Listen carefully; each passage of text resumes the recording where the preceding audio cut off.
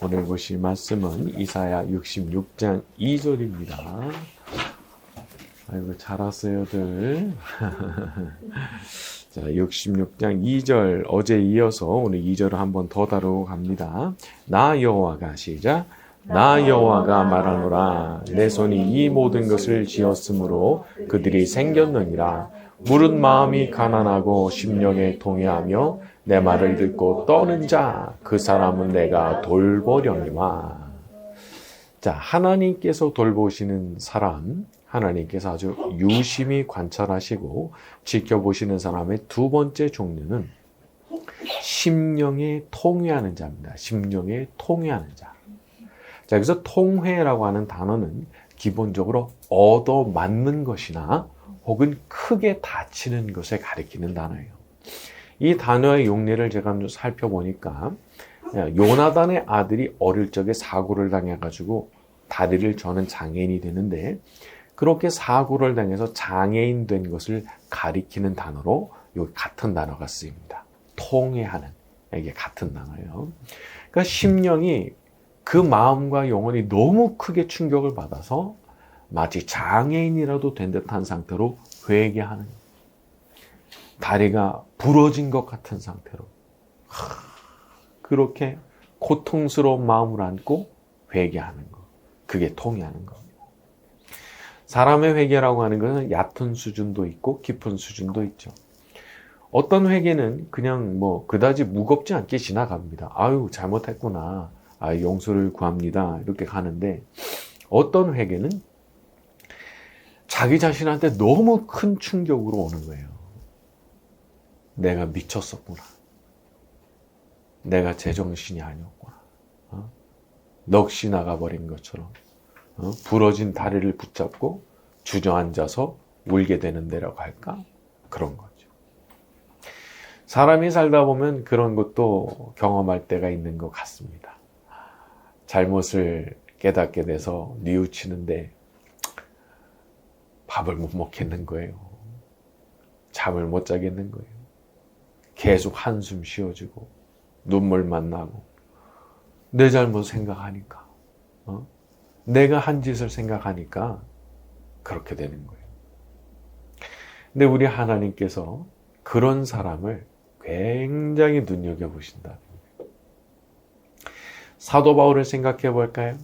그 사람이 예수님 만나고 나서 자기가 믿기 이전에 저지른 잘못을 떠올리면서 얼마나 마음의 고통을 받았을까요? 자기가 스데반 죽이는데 그때 자기가 중요한 일을 했잖아요. 자기가 했잖아요, 자기가. 내가 살인자구나.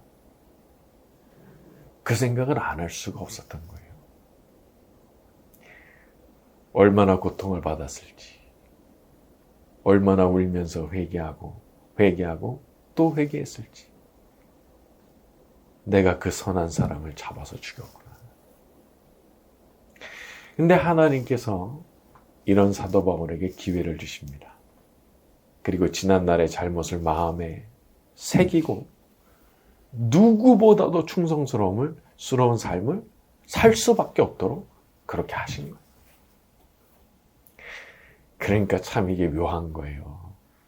죄가 많은 사람, 너무 자기의 죄를 깊이 깨닫고 그렇게 고통에 몸부림치던 사람이 하나님의 은혜로 기회를 한번 얻게 되면 누구보다도 충성스러운 사람으로 변화되는 거.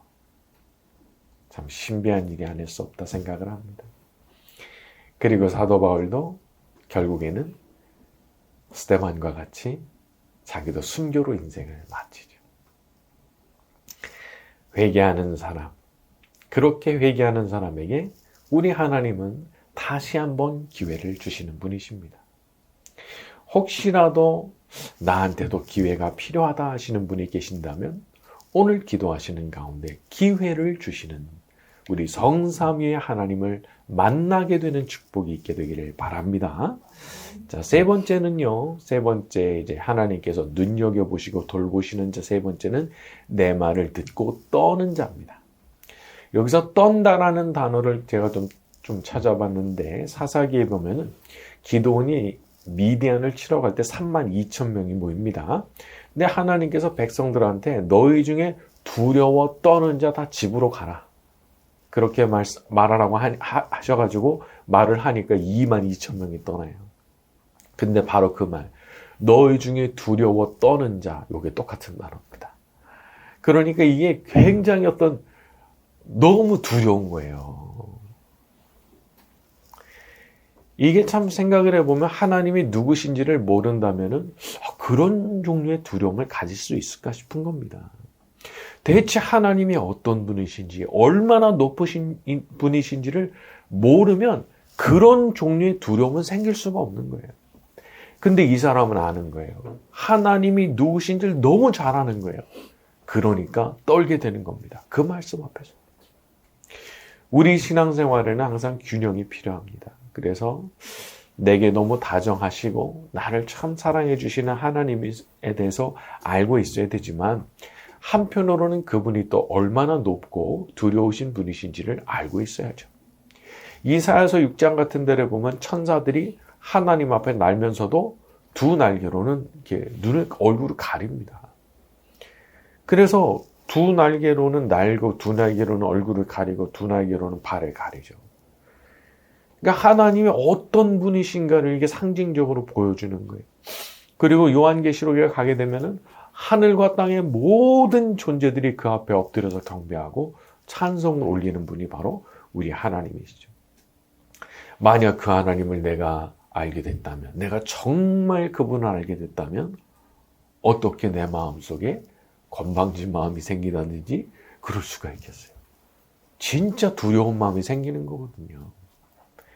이게 참 좀 그런 게 있는데 오히려 무당 같은 사람들, 진짜 신내림 받은 사람들은 자기 신 무서워하거든요.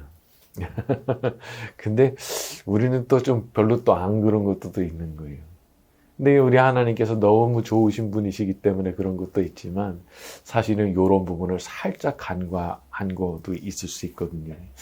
그래서 우리가 오늘 말씀에 나오는 대로 이 하나님께서 누구 눈여겨보신다고요?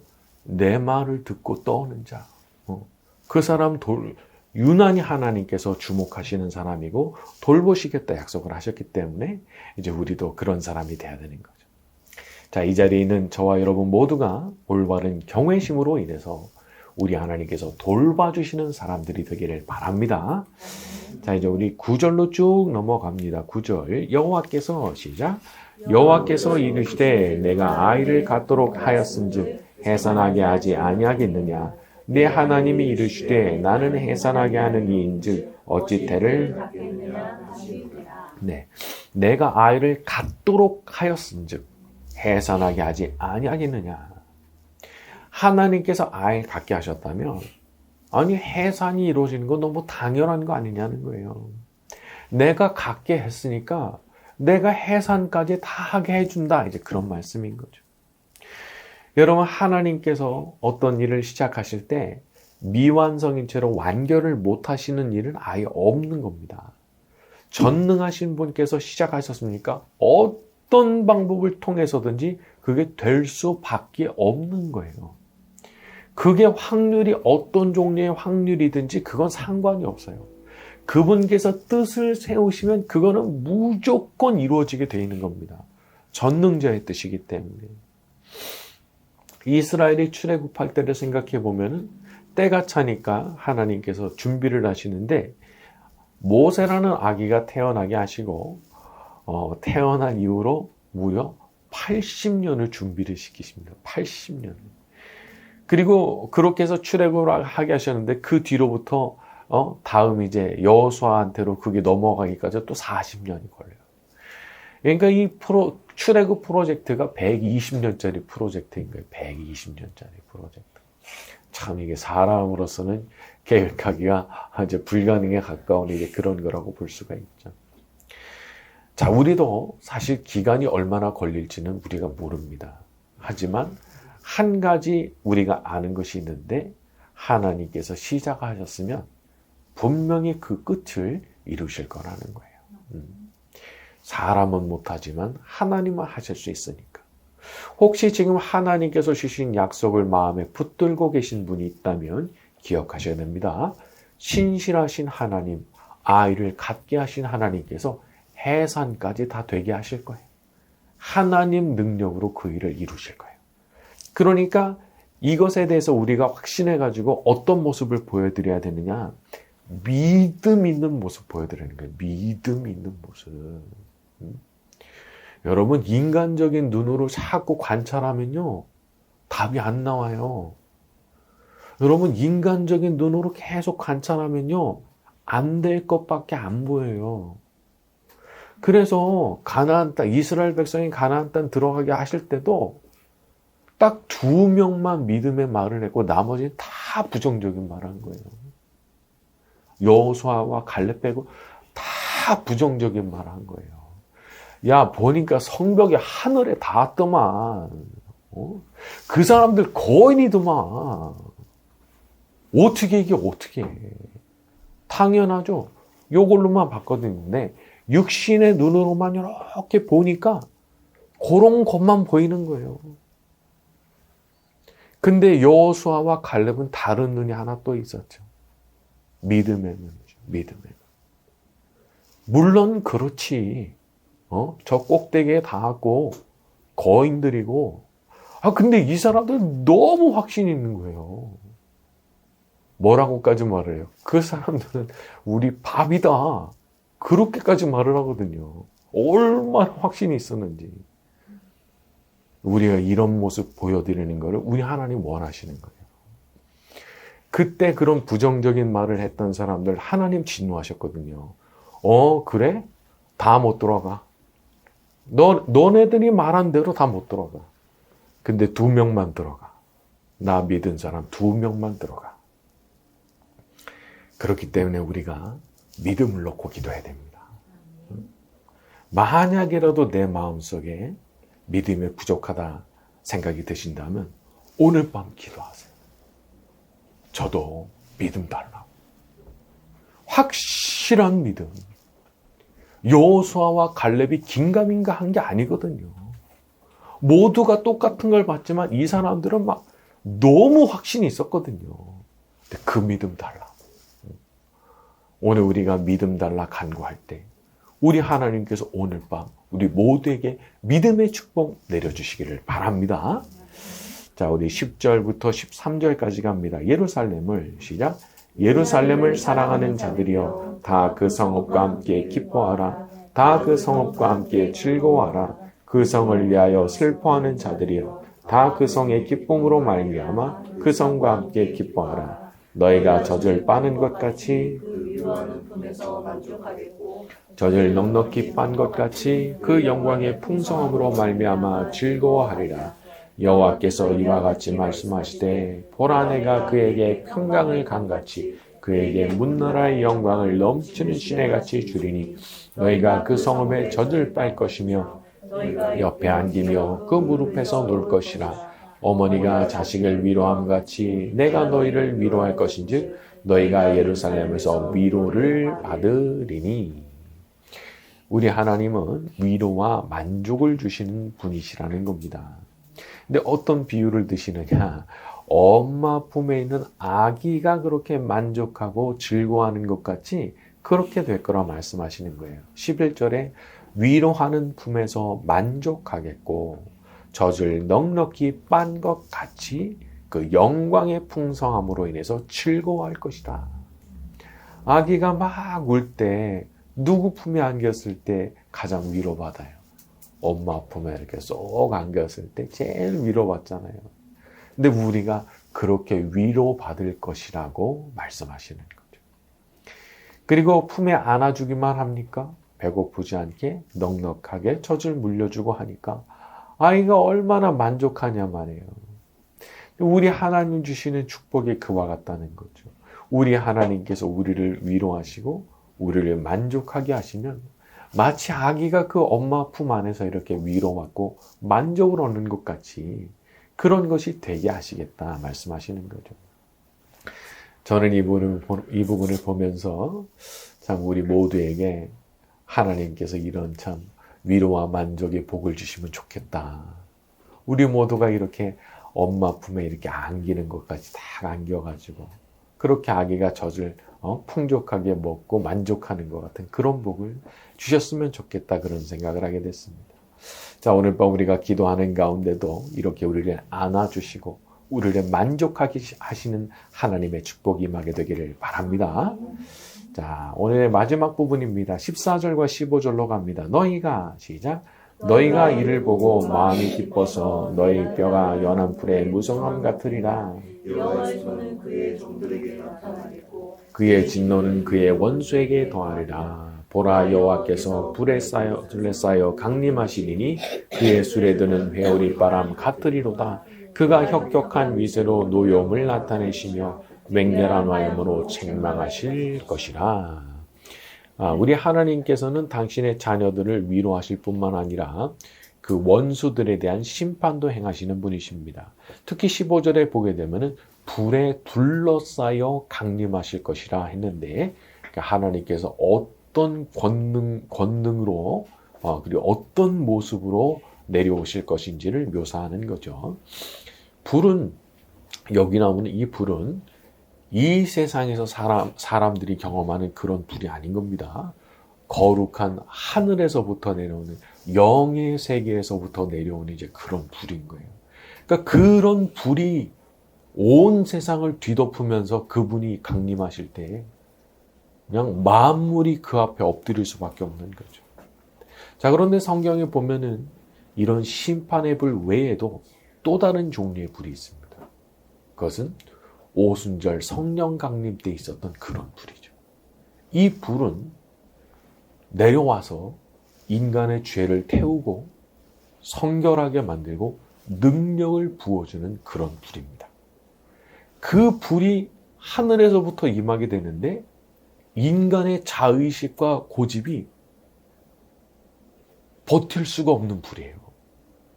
그걸 받아버리면 이전에 내가 달라지지 않을 수가 없는 거예요. 그래서 그 오순절 강림이 있었던 그날 그 120명이 완전히 다른 사람으로 변화되고 그때를 기점으로 해서 예루살렘에 영적인 대부흥이 이제 일어나게 된 거죠. 참 이런 걸 보면 그런 걸 또 소망을 하게 되는 것 같아요. 우리가 기도할 때도 그런 하나님의 성령의 불이 우리한테 임해서 우리의 모든 죄악을 태워버리고 나의 생각과 나의 감정과 의지를 완전히 사로잡으시고 굴복시키시는 그런 하나님의 역사가 나타난다면 얼마나 좋겠나 하는 것 말이죠. 사람이 자기 스스로 결심하는 거 참 안타까운 일이지만 물거품으로 돌아가는 거 많지요. 너무 많은 거예요. 내가 그렇게 노력하고 결심한데도 안 돼. 그렇기 때문에 우리가 성령 하나님의 그 불을 사모하는 겁니다. 오늘 밤 우리 모두가 기도할 때 하나님의 성령의 불이 우리 모두에게 임하게 되기를 예수님의 이름으로 축원합니다. 내가 주인 삼은 모든 건 내려놓고 내 주 되신 주 앞에 나가 내가 사랑했던 모든 건 내려놓고 주님만 사랑해. 내가 주인 삼은 모든 건 내려놓고 내 주 대신 주 앞에 나가 내가 사랑했던 모든 건 내려놓고 주님만 사랑해. 주 사랑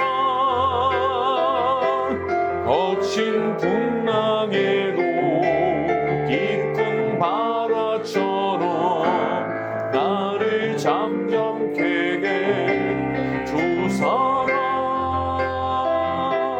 내 영혼의 반석 그 사랑 위에서 처음부터 다시 갑니다. 내가 주인 삼은 모든 건 내려놓고 내 주신 주 앞에 나가 내가 사랑했던 모든 건 내려놓고 주님만 사랑해. 주 사랑 거친 풍랑에도 깊은 바다처럼 나를 잠잠케게 주 사랑 내 영혼의 반석 그 사랑 위에서